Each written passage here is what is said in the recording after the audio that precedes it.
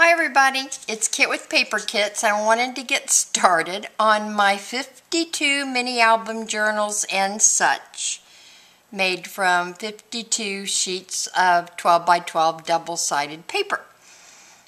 So the first one I want to do is the birdhouse, and I'd shown you the birdhouse on a previous video that I did. And I'm just going to show you the basic album, and then you can take it from that point and make it your own, because you can modify it in height, in width. You can do whatever you want. I'm going to show you how I do it, and how I do the basic one that I springboard off of. So the first thing we're going to do is cut our paper, and I wanted to show you this paper. I think it is so cute. It is glitz with little birds all over it, and it is dance. It's a Tracy Smith design, and I thought, how cute would that be for a birdhouse?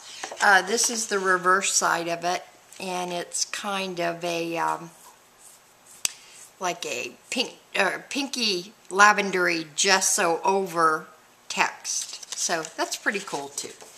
So now, I wanted to use this also because this has a directional on it. If you're doing a paper, using a paper that doesn't have a directional, you don't have to worry so much about making sure which way is up on your strips. But this one does. So I want to make sure that my birdies are all facing up on the strips that I cut. So we're going to cut our 12 by 12 into 4 inch pieces. So 4,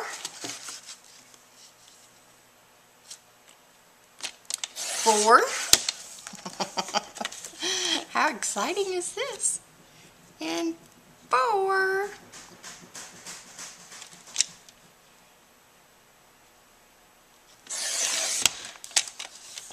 And I'm getting a little bit of a white border on the bottom of that one, and that's going to happen sometimes. Some of these papers aren't exactly 12, or some cutters aren't exactly set to cut even. Who knows? Who knows? I don't care. I make do.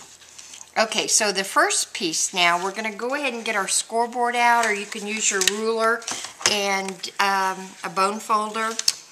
And I'm thinking I want to run with that one on the front, although that's cute too. The front of your album is going to hit right about here. So maybe we should go with this one and save that one for an interior fold. Or maybe not. Maybe we'll run with that one.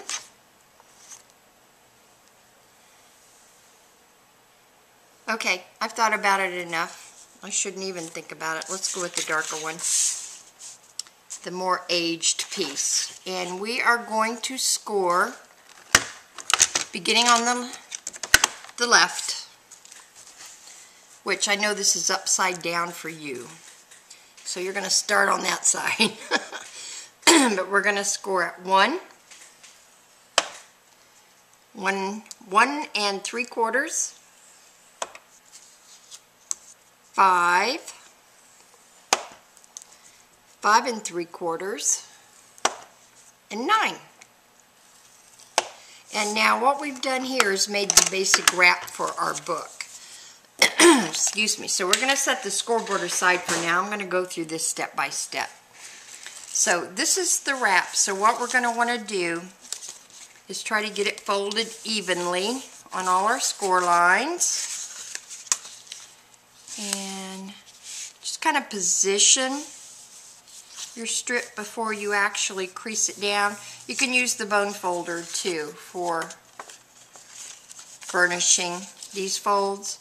I'm just using my finger. But do whatever makes you feel good. Right now that makes my finger feel good. Makes me feel like I'm in control of what I'm doing. But anyway. And this is the basic wrap for your mini album. Are you dizzy? This is going to fold behind to give the front page some additional oomph. And you can see there's my little bit of white down there at the bottom. And what I'm going to do is try to cover that up with the ink. If it doesn't cover well, then we'll just cut it off because it isn't that big anyway. So our wrap basically is all cut and folded. So all we have to do now is center a brad on the front of it. And I come up 1 inch from the bottom, and we are only working with this section right here. This first section is going to fold behind and going to hide the back of the brad. So we are dealing with the second larger section from the right side of the strip. We're going to measure up 1 inch and over. These are 3 1/4 inches wide, so we're going to come over 1.625 and come up 1 inch. I love this ruler. I use it in quilting. So we want our brad to go right here, up 1 inch over 1.625. 0.625 is that mark in between 1.5 and 1.75, 1 3/4. Okay, 1.625 gets you right smack in the middle. Now what we're going to do, I'm going to take my big bite because I like my big bite, and open this all back out. We're only going to punch through 1 layer of paper, okay, right on that mark, and I use my smaller hole on my big bite, the 1/8 inch hole, and that has created the opening for our brad. Now, I have tons of brads here, and the reason they're in a bag is because every time I go to use a brad, I get 50 million out because I don't know for sure which one I want. I pick one and then I just throw them all back in the bag instead of putting them back on the card where they belong. But that's just me. And I think I'll go, I could do a brown one, or this one's kind of cute here. This is my Mind's Eye Abbey Road. This is just dandy. And I like the color with that. So let's go with that one. That one's too boring. So, we're going to undo our brad. Again, my Mind's Eye Abbey Road for this one. And we're going to get our spacers out. And what I do is I punch 2 circles. Whenever I'm going to wrap something around a brad, I put spacers under it to give it a little gap back there. And I punch these out of cereal boxes. They're little 1 inch circles. And then I punched a hole in the middle and cut a piece out of the side so I could slide it out easy when I get it, when it gets behind the brad. So I'm going to put that behind the brad, stick the brad through, and then I think I have laundry done. We are going to open the brad, and this has writing on it, so I want this brad to be straight up and down, and it's really cute. It says just dandy, and the deep olive green really matches the background on this paper. I'll get rid of my little hole punch there. Oh, I wanted to show you too. I stopped using waste baskets quite a while ago because I kept knocking things off my tables into my waste baskets and losing them. So what I use for trash is a Folgers container. I like it because it's got grips on this side. It sits on my table so things don't fall into my trash can. If it goes in, I deliberately put it there unless I'm throwing things. But I just wanted to share that with you too. So we've got our brad set up the way we want it. The word's the way we want it. So I'm going to come back here and put a little glue on this. Some of that quick dry glue. Just because I like to do that. You could tape it down. But it's going to get taped anyway on the piece that's going to be coming over the back here. But let me just look at this again because it's not straight on the back. So I want to make sure I've got it in the right direction. Yeah, I do. The back's just bent it the wrong way. So that's going to give it a little oomph there to hold it down. Then I'm going to take my ATG gun, and this is the flap that comes over the back. I'm just going to hit it with my ATG gun. And I'm going to put some additional tape right where that brad's going to hit. I'm just eyeballing it, so I'm putting 3 strips in there. Surely one of them will hit it. And we're going to fold this over, get it lined up on the top, and then work the tape down, flatten it down. And we've got the back of the brad covered, and I'm going to remove my spacers because this is anchored now. It's not going to rock and roll around the front. And I like that. I like to anchor my brads down so that there isn't a lot of movement. This is going to be what our string's going to wrap around. So there we go. Got the cover ready. Now, we're going to get our scoreboard out again. And this is going to be the inside accordion that we're going to attach. And what I'm going to do with this is I'm going to score it at 3, 6, and 9. Then I'm going to take the other one, turn it over, score it at 3, 6, and 9. And the reason I reversed it is because we're going to have an overlapping section, and I want it to be folded in the right direction. Whoa, noisy! So, we're going to fold this one this way, opposite the score if you remember, so that the paper won't crack. Using my bone folder this time because it's probably what more of you use than your fingers. So, I'm going to look professional here.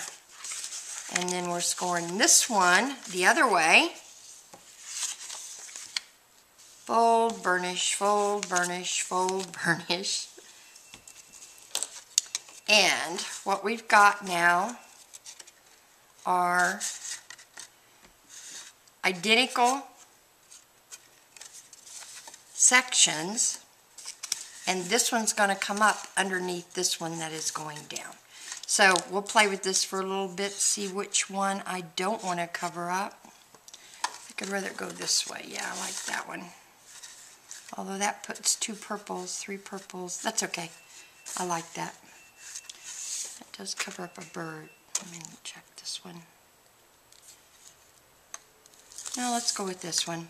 I like it this way. So now what we're going to do is we're going to attach glue, or you can use tape. If you use tape, just remember your tag may stick. But I'm going to put glue along the edge here, and I'm going to stop about 1/4 of an inch up.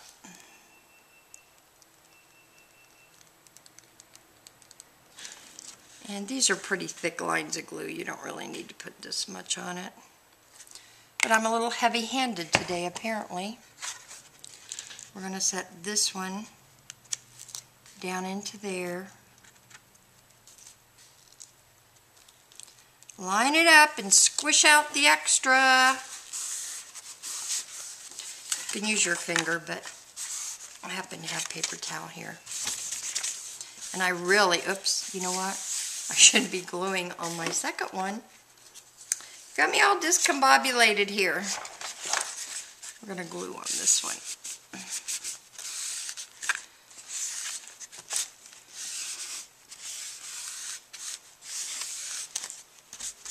Okay, there we go. Now our section's glued together. All my soppy glue has been wiped up. And this is our accordion fold for the center. So now we make a decision. Do we want a peak on this? Do we not want a peak on this? Because actually, this doesn't have to be a birdhouse. This could just be a book. You could decorate the front differently. You wouldn't have to put your little perch on it like I did. But I'm going to go ahead and peek it because I want you to see how I do that. So I want to mark the center, and my accordion book is folded. On the top, we're going to mark the center. I don't know if you can see that. The center of this is going to be, well, you know what I'm going to do? Since this is 3 1/4, to make my life easier, I'm just going to overlap it 1/8 on, no, these are exactly 3. Never mind. Never mind. Ignore me. Well, don't ignore me, but never mind me.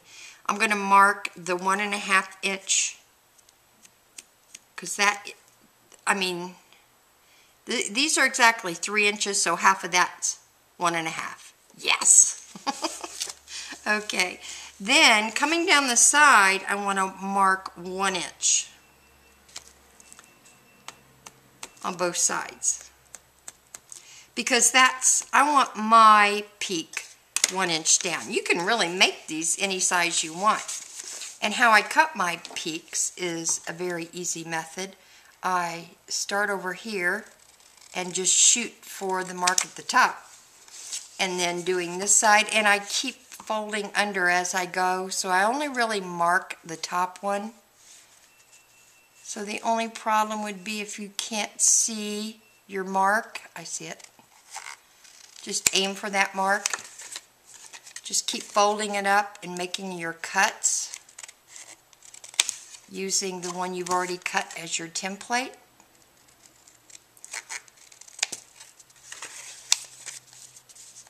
I'm using the Tim Holtz scissors, and they cut really well through thick pieces of paper. So there we go.